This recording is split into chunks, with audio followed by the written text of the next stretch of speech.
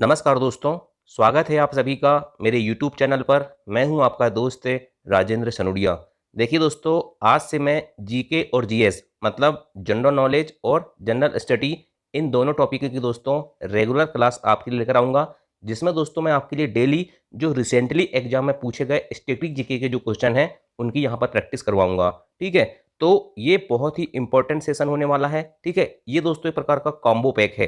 Combo pack का मतलब दोस्तों इसमें history, geography, polity, economy, sports, miscellaneous और साइंस सभी प्रकार के सब्जेक्टों के क्वेश्चन इसमें इंक्लूड रहेंगे। और यदि करंट अफेयर्स के कोई मोस्ट इंपॉर्टेंट टॉपिक है तो उस टॉपिक से भी क्वेश्चन आपको इन वीडियो में देखने को मिलेंगे। ठीक है, तो चलिए दोस्तों शुरुआत करते हैं क्वेश्चन नंबर 1 से। और ये जो क्लास रहेगी दोस्तों, ये आप भारत के अंदर कोई भी एग्जाम देंगे तो सभी एग्जाम के दृष्टिकोण से मोस्ट इंपॉर्टेंट होगी, वनडे एग्जाम के दृष्टिकोण से।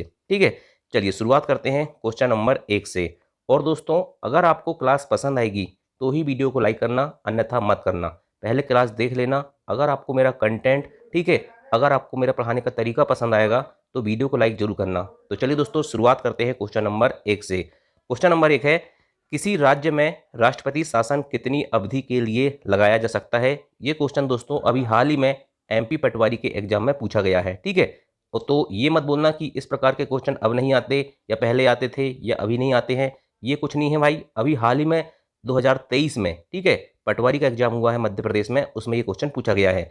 किसी राज्य में राष्ट्रपति शासन कितनी अवधि के लिए लगाया जा सकता है? तो इस क्वेश्चन का राइट आंसर होगा दोस्तों ऑप्शन नंबर बी, 3 साल। बहुत सारे स्टूडेंटों ने इसका क्वेश्चन में जो आंसर लगाया था वो लगाया था 6 महीने, जो सरासर गलत होता है। ठीक है, क्योंकि डीपली स्टडी नहीं करते हैं, और डीपली स्टडी नहीं करोगे तो आप स्टैटिक जीके में कभी कमांड नहीं बना पाओगे। ठीक है, याद रखना दोस्तों, किसी भी राज्य में राष्ट्रपति शासन कितनी अवधि के लिए लगाया जा सकता है? ठीक है, तो इसका राइट आंसर था 3 साल। ठीक है, अब देखिए दोस्तों, मोस्ट इंपॉर्टेंट जो इससे रिलेटेड फैक्ट है, आपको सभी चीजें क्या होना चाहिए, पता होना चाहिए। ठीक है, तो देखिए भारतीय संविधान के भाग 18 में, ठीक है, टोटल कितने भाग हैं? टोटल 22 भाग है। उसमें से जो भाग 18 दोस्तों, उसमें अनुच्छेद 352 से लेके 360 तक क्या है, आपातकाल का प्रावधान है। किसमें? भारतीय संविधान के भाग 18 के अनुच्छेद 352 से लेके 360 तक क्या है, आपातकाल का प्रावधान है। ठीक है, ये बात आपको बहुत अच्छे से पता होना चाहिए, यहाँ से भी भर भर के क्वेश्चन पूछे जाते हैं। ठीक है, इसके बाद दोस्तों याद रखना, भारतीय संविधान में 3 प्रकार के आपातकाल की बात कही गई है, या 3 प्रकार के आपातकाल का वर्णन मिलता है। एक अनुच्छेद 352 में, एक अनुच्छेद 356 में, और तीसरा 360 में। ठीक है, अनुच्छेद 352 में राष्ट्रीय आपातकाल की बात कही गई है, अनुच्छेद 356 में राष्ट्रपति शासन की बात कही गई है, और अनुच्छेद 360 में दोस्तों वित्तीय आपातकाल की बात कही गई है। ये तीनों प्रकार के आपातकाल को आपको बहुत अच्छे से क्या करना है, अनुच्छेद सहित याद रखना है। ठीक है, अब देखिए दोस्तों, ये जितने भी आपातकाल है ना, चाहे राष्ट्रीय आपातकाल हो, चाहे राष्ट्रपति शासन हो, चाहे वित्तीय आपातकाल हो, ये तीनों प्रकार के आपातकाल की घोषणा हमेशा कौन करेगा? राष्ट्रपति करता है। ठीक है, हमेशा कौन घोषणा करता है इनकी? राष्ट्रपति करता है। और याद रखना दोस्तों, ये अनुच्छेद 352 का जो राष्ट्रीय आपातकाल है ना, ये अभी तक 3 बार लग चुका है। कब कब लगा है? 1962 जब पहली बार भारत और चीन का युद्ध हुआ था, 1971 जब भारत और पाकिस्तान का दूसरा युद्ध हुआ था। पहला युद्ध 1965 में हुआ था, लेकिन दूसरा युद्ध जब 1971 में हुआ था तो 2 बार ये लगा था, और तीसरी बार दोस्तों 1975 में लगा था। क्वेश्चन कई बार पूछा गया है कि भारत में पहली बार राष्ट्रीय आपातकाल कब लगा, तो 1962 में लगा। भारत में राष्ट्रीय आपातकाल कितनी बार लग चुका है? 3 बार लग चुका है। क्या क्या परिस्थिति से ये आपातकाल लगता है? तो याद रखना 3 परिस्थिति हैं। कौन कौन सी 3 परिस्थिति हैं? युद्ध होगा, या बाह्य आक्रमण होगा, या सशस्त्र विद्रोह होगा। ये 3 कारणों से दोस्तों याद रखना, राष्ट्रीय आपातकाल की घोषणा कौन करता है? राष्ट्रपति करता है। इसके बाद दोस्तों याद रखना है कि जो बाहरी आक्रमण है, इससे 2 बार राष्ट्रीय आपातकाल लगा है। ठीक है, टोटल 3 बार लगा है, लेकिन बाहरी आक्रमण से कितने बार लगा है पूछे तो 2 बार लगा है। कब कब? 1962 में और 1971 में, जब 1962 में भारत का युद्ध चीन से हुआ था, और 1971 में जब भारत का युद्ध पाकिस्तान से हुआ था। ठीक है, तो याद रखना, बाहरी आक्रमण के कारण 2 बार लगा है, और आंतरिक अशांति के कारण 1 बार लगा है। 25 जून 1975 को जब इंदिरा गांधी जी की सरकार थी तब लगा था। ठीक है, तो टोटल 3 बार, 2 बार बाहरी आक्रमण के कारण, और 1 बार किसके कारण लगा है? आंतरिक अशांति के कारण लगा है। याद रखना दोस्तों, 44वां संविधान संशोधन होता है 1978 में। इसके तहत क्या होता है? अनुच्छेद 352 में संशोधन होता है, और जो आंतरिक अशांति था दोस्तों, उसके स्थान पर सशस्त्र विद्रोह शब्द जोड़ दिया जाता है। क्या जोड़ा जाता है? सशस्त्र विद्रोह शब्द आंतरिक अशांति शब्द के स्थान पर 44वीं संविधान संशोधन 1978 मोरारजी देसाई की सरकार रहती है, उस समय दोस्तों अनुच्छेद 352 में संशोधन करके जोड़ा जाता है। याद रखना दोस्तों, राष्ट्रीय आपातकाल की अधिकतम अवधि की कोई सीमा नहीं होती। अभी मैं राष्ट्रपति शासन की बात नहीं कर रहा हूं, अभी सिर्फ अनुच्छेद 352 का जो राष्ट्रीय आपातकाल है उसकी बात कर रहा हूं। इसकी अधिकतम अवधि की कोई भी सीमा नहीं होती, कितने भी समय के लिए लग सकता है, ठीक है। और राष्ट्रीय आपातकाल की जब उद्घोषणा होती है दोस्तों, तो संसद के समक्ष 1 माह के अंदर स्वीकृति होना आवश्यक है। कितने माह के अंदर? 1 माह के अंदर। ये क्वेश्चन भी कई बार पूछा जा चुका है एग्जाम में, ठीक है। चलिए, इसके बाद दोस्तों याद रखना, राष्ट्रीय आपातकाल के समय दोस्तों अनुच्छेद 20 और 21, ठीक है। मौलिक अधिकार आपको पता है, अनुच्छेद 12 से 35 तक मौलिक अधिकार का वर्णन है, ठीक है। भाग 4 में इसका वर्णन मिलता है संविधान के। और याद रखना दोस्तों, उसमें जो अनुच्छेद और 20 और 21 हैं, उनको छोड़ के सारे मौलिक अधिकारों का क्या हो जाता है? निलंबन हो जाता है, स्वतः समाप्त हो जाते हैं, ठीक है। और राष्ट्रीय आपातकाल में संविधान की प्रकृति कैसी बनी रहती है, ये क्वेश्चन भी एक बार पूछा गया था। तो याद रखना दोस्तों, संघीय बनी रहती है। कैसी बनी रहती है? संघीय बनी रहती है, ठीक है। इसके अलावा दोस्तों याद रखना, अब बात करते हैं राष्ट्रपति शासन। अनुच्छेद 356 के तहत, संविधान के अनुच्छेद 356 के तहत राष्ट्रपति शासन लगाया जाता है जब राज्यों में संवैधानिक तंत्र विफल हो जाता है, कोई सरकार गिर जाती है, ठीक है, अविश्वास प्रस्ताव पारित हो जाता है, तब दोस्तों क्या होता है? अनुच्छेद 356 के तहत राष्ट्रपति शासन लगाया जाता है। याद रखना दोस्तों, किसी भी राज्य में राष्ट्रपति शासन की उद्घोषणा राज्यपाल का प्रतिवेदन मिलने पर राष्ट्रपति करता है। किसका प्रतिवेदन मिलना चाहिए? राज्यपाल का प्रतिवेदन मिलने पर घोषणा राष्ट्रपति करता है। और याद रखना दोस्तों, राष्ट्रपति शासन की जो उद्घोषणा होता है उसमें संसद की स्वीकृति 2 माह के अंदर प्राप्त होना आवश्यक है। राष्ट्रपति शासन की प्रारंभिक अवधि पूछा जाए तो 6 माह होती है। प्रारंभिक अवधि दोस्तों 6 माह के लिए होती है, लेकिन राष्ट्रपति शासन की अधिकतम अवधि 3 साल के लिए हो सकती है। और यही क्वेश्चन एग्जाम में अभी पटवारी में पूछा था। पहली बार राष्ट्रपति शासन 1951 में पंजाब राज्य, पंजाब का जो पेप्सू है दोस्तों वहां पर लगा था। कहां पर लगा था? पंजाब का जो पेप्सू है दोस्तों, याद रखना, वहां पर लगा था पहली बार राष्ट्रपति शासन। और अगर आपसे कभी पूछे कि सर्वाधिक लंबी अवधि तक राष्ट्रपति शासन कहां लगा है, तो ये लगा है जम्मू कश्मीर में। क्लियर? और एक चीज और याद रखना दोस्तों, भारत में वित्तीय आपात जो अनुच्छेद 360 है दोस्तों, जिसमें वित्तीय आपात की बात की गई है, इसकी घोषणा अभी तक एक भी बार नहीं की गई है। मतलब अभी तक दोस्तों भारत में वित्तीय आपात नहीं लगा है। क्लियर? चलिए नेक्स्ट क्वेश्चन देखते हैं। Question number 2। क्वेश्चन नंबर 2 है, 1929 में लाहौर में आयोजित भारतीय राष्ट्रीय कांग्रेस की वार्षिक बैठक के अध्यक्ष कौन थे? ये दोस्तों मॉडर्न हिस्ट्री का क्वेश्चन है, ये भी पटवारी में अभी पूछा गया। ऑप्शन दिए थे सुभाष चंद्र बोस, डॉक्टर राजेंद्र प्रसाद, सरदार वल्लभ भाई पटेल और जवाहरलाल नेहरू, ठीक है। तो इस क्वेश्चन का राइट आंसर है दोस्तों option number D, Jawaharlal Nehru. दोस्तों याद रखना, 1929 में जो लाहौर में अधिवेशन हुआ था राष्ट्रीय कांग्रेस का, उसकी बैठक की अध्यक्षता पंडित जवाहरलाल नेहरू ने की थी। क्या हुआ था इसमें? पूर्ण स्वराज की मांग की गई थी, ठीक है। चलिए डिटेल देखते हैं दोस्तों। सबसे पहले आपको ये पता होना चाहिए कि भारतीय राष्ट्रीय कांग्रेस की स्थापना 1885 यानी कि 1885 में होती है, सबसे पहले, ठीक है। इसके बाद दोस्तों इसकी स्थापना सर ए.ओ. ह्यूम ने की थी। स्थापना किसने की थी? ए.ओ. ह्यूम ने की थी। और इसका प्रथम अधिवेशन कहाँ हुआ था? तो याद रखना मुंबई में हुआ था 1885 में ही, ठीक है। लेकिन अगर आपसे पूछे कि प्रथम अध्यक्ष कौन थे, तो व्योमेश चंद्र बनर्जी थे।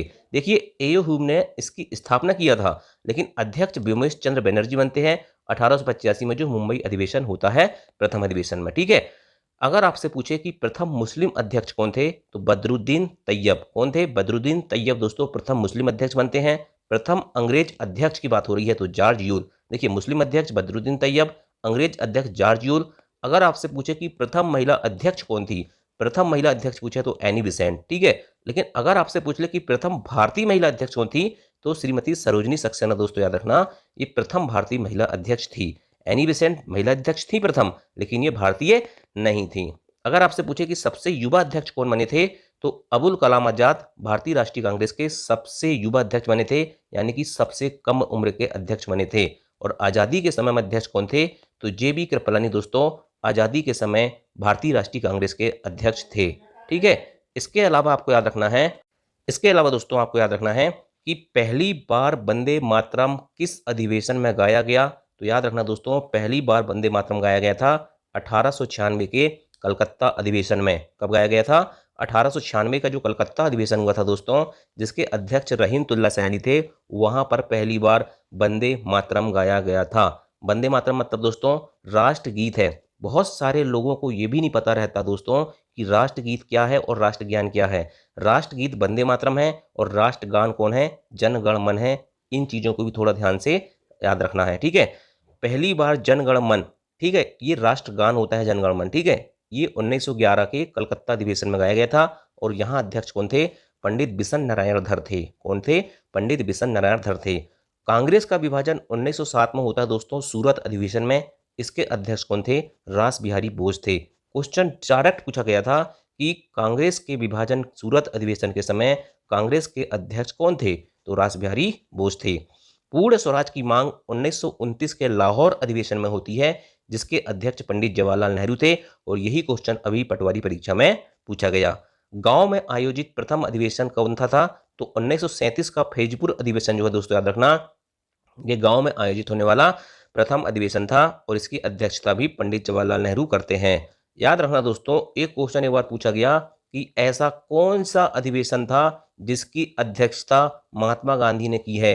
और याद रखना, भारतीय राष्ट्रीय कांग्रेस की अध्यक्षता महात्मा गांधी ने सिर्फ एक बार की थी, 1924 के बेलग्राम अधिवेशन या बेलगांव अधिवेशन में। कब? 1924 के बेलग्राम या बेलगांव अधिवेशन में महात्मा गांधी जी ने भारतीय राष्ट्रीय कांग्रेस की अध्यक्षता की थी, ठीक है। चलिए नेक्स्ट क्वेश्चन है, निम्न में से कौन सा जम्मू कश्मीर का लोक संगीत है? ये क्वेश्चन भी अभी हाल ही में 2023 में पूछा गया, ठीक है। याद रखना दोस्तों, इसका राइट आंसर हो जाएगा ऑप्शन नंबर डी, छकरी। छकरी दोस्तों याद रखना जम्मू कश्मीर का लोक संगीत है। क्वेश्चन ये बार पूछा गया है, आगे भी रिपीट होने की पूरी संभावना है और रिपीट नहीं भी होगा तो इससे रिलेटेड दूसरे क्वेश्चन पूछे जा सकते हैं।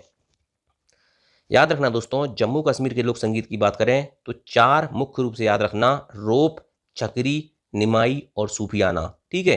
रोप, छकरी, निमाई और सूफियाना, ये चारों दोस्तों जम्मू कश्मीर के लोक संगीत हैं। लावड़ी कहाँ का है? राजस्थान का है। पंडवानी राजस्थान का है। पंडवानी दोस्तों याद रखना राजस्थान के अलावा मध्य प्रदेश में भी होता है और गुजरात में भी होता है, लेकिन मुख्य रूप से ये राजस्थान का ही है, ठीक है।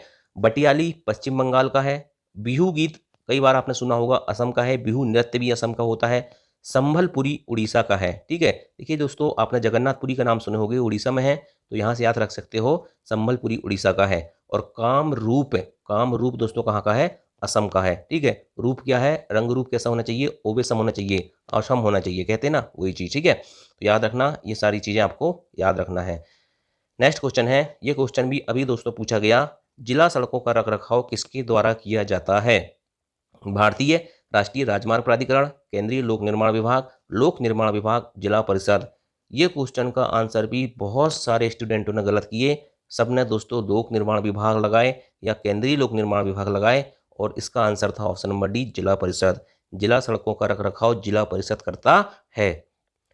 अब देखिए दोस्तों, जिला सड़क क्या होती है? जो जिला मुख्यालय को जिले के अन्य स्थानों से जोड़ती है उसे जिला सड़क कहते हैं।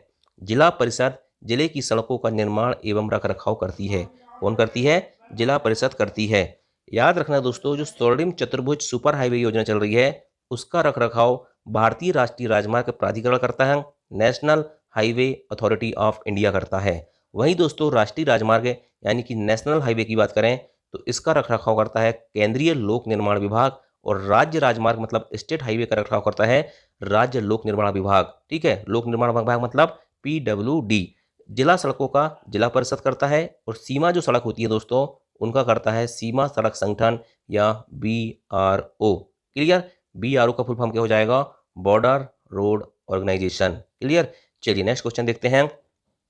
Very most important question, preamble of constitution, Bharat की प्रस्तावना या उद्देशिका से संबंधित क्वेश्चन।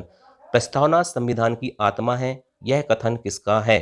ठीक है, तो याद रखना दोस्तों, प्रस्तावना संविधान की आत्मा है, ये कथन था ठाकुर दास भार्गव जी का। किसका था? ठाकुर दास भार्गव जी का था। याद रखना दोस्तों, सबसे पहले मैं आपको बताना चाहता हूं कि प्रस्तावना क्या होती है। प्रियम्बल ऑफ द कॉन्स्टिट्यूशन, इसे उद्देशिका भी कहते हैं। क्या कहते हैं? उद्देशिका भी कहते हैं प्रस्तावना को। ये बात आपको याद होना चाहिए। याद रखना दोस्तों, जो प्रस्तावना में निहित मूल तत्व है, ये मेंस में लिखने के लिए डायरेक्ट आता था पहले MPPSC में 3 नंबर में। ठीक है, तो आपको याद रखना है, यहाँ से वनडे एग्जाम में भी वन लाइनर क्वेश्चन पूछे जाते हैं कि संविधान की शक्ति का स्रोत क्या है। तो याद रखना दोस्तों, संविधान की शक्ति का स्रोत भी कौन है? भारत की जनता है। ठीक है। इसके अलावा दोस्तों याद रखना, भारत की प्रकृति कैसी है? संपूर्ण प्रभुत्व संपन्न, समाजवादी, पंथ निरपेक्ष, लोकतंत्रात्मक गणराज्य।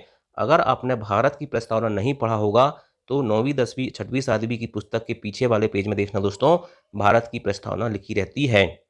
हम भारत के लोग भारत को एक संपूर्ण प्रभुत्व संपन्न, समाजवादी, पंथ निरपेक्ष, लोकतंत्रात्मक गणराज्य, इस प्रकार से लास्ट तक जाती है और अंत में लिखा रहता है अंगीकृत, अधिनियमित और आत्मर्पित करते हैं। ठीक है। तो आपको प्रियम्बल मतलब प्रस्तावना भी एक बार पढ़ के देखना है। संविधान के अंगीकृत होने की तिथि 26 नवंबर 1949 को दोस्तों संविधान क्या हुआ था? बनकर तैयार हो गया था। लेकिन लागू कब होता है? 26 जनवरी 1950 को लागू होता है। इसलिए दोस्तों याद रखना, 26 नवंबर को ये पूरा बनकर कंप्लीट हो गया था, अंगीकृत हो गया था, इसलिए 26 नवंबर को विधि दिवस मनाया जाता है। क्लियर? चलिए नेक्स्ट देखते हैं। प्रस्तावना की अवधारणा किस देश से ली गई है? यूएसए। बहुत ही इंपॉर्टेंट क्वेश्चन। प्रस्तावना की अवधारणा की बात होगी तो संयुक्त राज्य अमेरिका से ली गई है, लेकिन प्रस्तावना की जो भाषा है दोस्तों वो ऑस्ट्रेलिया से ली गई है। भारतीय संविधान की प्रस्तावना याद रखना दोस्तों, पंडित नेहरू द्वारा संविधान सभा में प्रस्तुत किए गए उद्देश्य प्रस्ताव पर आधारित है। किस पर आधारित है? उद्देश्य प्रस्ताव पर आधारित है भारतीय संविधान की प्रस्तावना। और किसने पेश किया था? पंडित जवाहरलाल नेहरू जी ने। उद्देश्य प्रस्ताव जो था दोस्तों, इसको 11 दिसंबर 1946 को प्रस्तुत किया गया था। 11 दिसंबर 1946 को प्रस्तुत किया गया था संविधान सभा में, कॉन्स्टिट्यूशन असेंबली में। ठीक है। और 22 जनवरी 1947, 22 जनवरी 1947 को इसको क्या कर लिया जाता है? स्वीकार कर लिया जाता है। याद रखना दोस्तों, संविधान सभा की पहली बैठक होती है 9 दिसंबर 1946 को। इसमें अस्थायी अध्यक्ष बनाया जाता है सच्चिदानंद सिन्हा जी को। वहीं संविधान सभा की दूसरी बैठक 11 दिसंबर 1946 की होती है और यहाँ पर स्थायी अध्यक्ष बना दिया जाता है डॉक्टर राजेंद्र प्रसाद, जो भारत के प्रथम राष्ट्रपति थे। क्लियर? चलिए नेक्स्ट देखते हैं। प्रस्तावना संविधान की कुंजी है, ये कहा था के.एम. मुंशी ने। प्रस्तावना संविधान की क्या है? कुंजी है, ये के.एम. मुंशी ने कहा था। लेकिन की नोट है, ये किसने कहा था? तो की नोट अंग्रेजी में लिखा हुआ है तो अर्नेस्ट वारकर, ये भी एक अंग्रेजी टाइप का नाम दिख रहा है। याद रखना, की नोट अर्नेस्ट वारकर ने कहा है और संविधान की कुंजी के.एम. मुंशी ने कहा है। कुंजी का मतलब दोस्तों, अगर कुंजी क्या होती है? ताला को खोलने काम आती है ना, इसी प्रकार प्रस्तावना दोस्तों क्या करती है? पूरे संविधान को खोलती है, क्योंकि ये सबसे स्टार्ट में होती है प्रस्तावना। ठीक है, इंट्रोडक्शन। ठीक है, प्रस्तावना इंट्रोडक्शन कहाँ होता है किसी चीज़ का? सबसे स्टार्ट में ही लिखते हैं ना हम, वही चीज़ है ना। प्रस्तावना संविधान की आत्मा है, ये कहा था ठाकुर दास भार्गव ने। याद रखना दोस्तों, डॉक्टर भीमराव अंबेडकर ने अनुच्छेद 32, ठीक है, संवैधानिक उपचारों का जो अधिकार है दोस्तों, उसे संविधान की आत्मा कहा है। Very most important question. संविधान की आत्मा प्रस्तावना को किसने कहा है? ठाकुर दास भार्गव जी ने कहा है। लेकिन संविधान की आत्मा संवैधानिक उपचारों के अधिकारों को डॉक्टर भीमराव अंबेडकर ने अनुच्छेद 32 को कहा है। ठीक है, दोनों चीज वेरी मोस्ट इंपॉर्टेंट है। ठीक है, नेक्स्ट क्वेश्चन है, नीति आयोग के प्रथम सीईओ कौन थे? सीईओ, चीफ एग्जीक्यूटिव ऑफिसर कौन थे? तो याद रखना दोस्तों, इसका नाम आंसर हो जाएगा option number B, Sindhu Shri Khullar NITI Aayog के प्रथम सीईओ थे। क्लियर? चलिए नेक्स्ट देखते हैं नीति आयोग के बारे में। इसका फुल फॉर्म होता है national institution for transforming India. Hindi में बोलूं तो राष्ट्रीय भारत परिवर्तन संस्थान। इसकी स्थापना 1 जनवरी 2015 को होती है। पहले दोस्तों योजना आयोग चलता था, पंचवर्षीय योजनाएं चलती थी। उसके स्थान पर दोस्तों क्या हुआ है? ये नीति आयोग आया है, जिसका मुख्यालय कहाँ पर है? दिल्ली में है। याद रखना दोस्तों, नीति आयोग को भारत सरकार का थिंक टैंक कहा जाता है, यानी कि ये क्या करता है? नीतियों को तैयार करता है। नीति आयोग का अध्यक्ष याद रखना दोस्तों प्रधानमंत्री होता है। और कैसा होता है? पदेन अध्यक्ष होता है। मतलब दोस्तों प्रधानमंत्री जो भी रहेंगे वो नीति आयोग के अध्यक्ष हैं, ऑटोमेटिकली बन जाएंगे, स्वतः बन जाएंगे। नीति आयोग के उपाध्यक्ष की नियुक्ति कौन करता है? ये क्वेश्चन भी पूछा गया था। प्रधानमंत्री करता है, राष्ट्रपति नहीं करता। इस चीज को दिमाग में बहुत अच्छे से याद रखना कि नीति आयोग के उपाध्यक्ष की नियुक्ति प्रधानमंत्री करता है। नेक्स्ट है, नीति आयोग के प्रथम अध्यक्ष कौन थे? तो नरेंद्र मोदी जी उस समय प्रधानमंत्री थे, तो वही बनेंगे, नरेंद्र मोदी जी नीति आयोग के प्रथम अध्यक्ष थे। नीति आयोग के प्रथम उपाध्यक्ष अरविंद पनगड़िया जी थे। ठीक है, और नीति आयोग के प्रथम सीईओ सिंधु श्री खुल्लर थे। अभी नीति आयोग के वर्तमान में अध्यक्ष कौन है? तो नरेंद्र मोदी जी हैं। लेकिन नीति आयोग के वर्तमान में उपाध्यक्ष कौन है? सुमन बेरी जी हैं। देखिए पहले उपाध्यक्ष अरविंद पनगड़िया थे, दूसरे बनते हैं राजीव कुमार और तीसरे दोस्तों अभी हाल ही में बनाए गए हैं सुमन बेरी। क्लियर। और नीति आयोग के वर्तमान सीईओ कौन है? BVR सुब्रमण्यम। कौन है? BVR सुब्रमण्यम जी हैं। क्लियर। चलिए नेक्स्ट देखते हैं। भारत का सबसे लंबा बांध किस नदी पर स्थित है? तो याद रखना दोस्तों, भारत का जो सबसे लंबा बांध बनाया गया है किस नदी पर बनाया गया है? भागीरथी नदी पर बनाया गया है। ठीक है। चलिए नेक्स्ट देखते हैं। याद रखना दोस्तों, भारत देखिए दोस्तों, भारत का सबसे लंबा बांध जो है महानदी पर बनाया गया है। ठीक है। महानदी पर भारत का सबसे लंबा बांध बनाया गया है। ठीक। चलिए नेक्स्ट देखते हैं। भारत का सबसे ऊंचा बांध पूछे तो टिहरी बांध है, भागीरथी नदी पर उत्तराखंड राज्य में। अगर आपसे भारत का सबसे लंबा पूछे, ऊंचा तो आपका टिहरी हो गया, लेकिन लंबा है हीराकुंड बांध, महानदी जो उड़ीसा में है। ठीक है। महानदी पर स्थित है और उड़ीसा में है। मैटूर बांध कावेरी नदी पर तमिलनाडु में है। पोंग बांध ब्यास नदी पर हिमाचल प्रदेश में है। थीन बांध रावी नदी में पंजाब में है और अलमाटी बांध कृष्णा नदी में कर्नाटक में है। कई बार ये क्वेश्चन पूछे गए हैं, आगे भी पूछे जाएंगे। नेक्स्ट है काकरापारा नाभिकीय संयंत्र किस राज्य में स्थित है? तो काकरापारा दोस्तों याद रखना गुजरात राज्य में स्थित है। ठीक है। चलिए, रावतभाटा परमाणु विद्युत गृह राजस्थान में, नरोरा उत्तर प्रदेश में, काकरापारा गुजरात में, कैगा कर्नाटक में और कुडनकुलम परमाणु विद्युत गृह कहाँ पर है? तमिलनाडु में है। ये सारे fact very very most important है। नेक्स्ट है पटाना घास के मैदान किस देश में पाए जाते हैं? तो याद रखना दोस्तों, जो पटाना घास के मैदान होते हैं ये श्रीलंका के हैं। कहाँ पर है? श्रीलंका के हैं। ठीक है। तो विश्व के प्रमुख घास के मैदान से बहुत क्वेश्चन पूछे जाते हैं। सवाना आपको पता होगा अफ्रीका का है, पंपास अर्जेंटीना का, वेल्ड जो है दक्षिण अफ्रीका का, स्टेपीज जो है एशिया और यूरोप महाद्वीप का है, कंपोज ब्राजील का है, पोर्कलैंड ऑस्ट्रेलिया का है, पटाना श्रीलंका का है, प्रेरीज संयुक्त राज्य अमेरिका का है और कनाडा का भी है, और लानोस दोस्तों याद रखना वेनेजुएला कोलंबिया का है।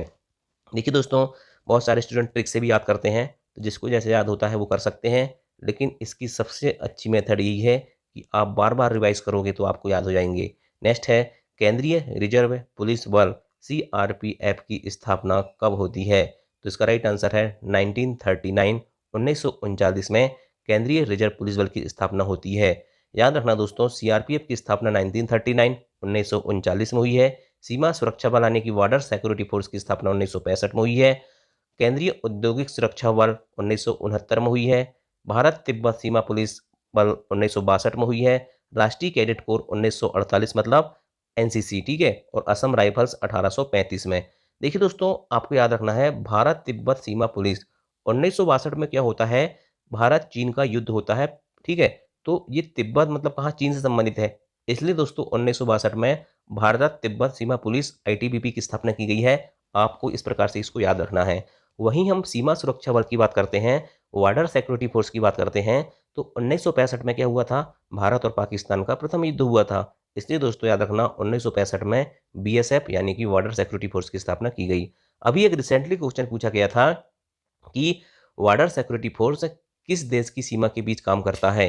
ठीक है। तो भारत के पाकिस्तान और भारत और बांग्लादेश सीमा के बीच में BSF यानी कि बॉर्डर सिक्योरिटी फोर्स काम करती है। इस चीज़ को याद रखना है। ठीक है। चलिए नेक्स्ट है। अब यहाँ से दोस्तों मैं आपके लिए कुछ मोस्ट इंपॉर्टेंट क्वेश्चन लाऊंगा, फैक्ट लाऊंगा, जिनको भी आपको याद करना है। ठीक है। KR नारायण की समाधि को क्या कहते हैं? उदय भूमि कहते हैं। गुलजारी लाल नंदा की समाधि को नारायण घाट कहते हैं। वन इंडियन गर्ल पुस्तक के लेखक कौन थे? चेतन भगत जी थे। ऑस्ट्रेलिया की सबसे बड़ी झील कौन सी है? तो आयर झील है। और बादामी क्रांति का संबंध मसाला उत्पादन से है। नेक्स्ट है अकबर द्वितीय ने राजा राममोहन को राजा की उपाधि कब दी थी? ठीक है। ये क्वेश्चन आप मुझे कमेंट करके बताना। मैंने बता दिया कि अकबर द्वितीय ने राजा राममोहन राय को राजा की उपाधि तो दी थी, लेकिन कब दी थी? अब ये क्वेश्चन अगर आता है तो आपको बनना चाहिए। ठीक है। मैं अगले वीडियो में इसको बताऊंगा। पंचशील समझौता 29 अप्रैल 1954 को भारत और चीन के मध्य हुआ था। शारदा एक्ट बाल विवाह से संबंधित है। याद रखना किससे संबंधित है? शारदा एक्ट बाल विवाह से संबंधित है। राइनोस्कोप दोस्तों याद रखना नाक की जांच करने का एक उपकरण होता है। क्या होता है? राइनोस्कोप नाक की जांच करने का एक उपकरण होता है।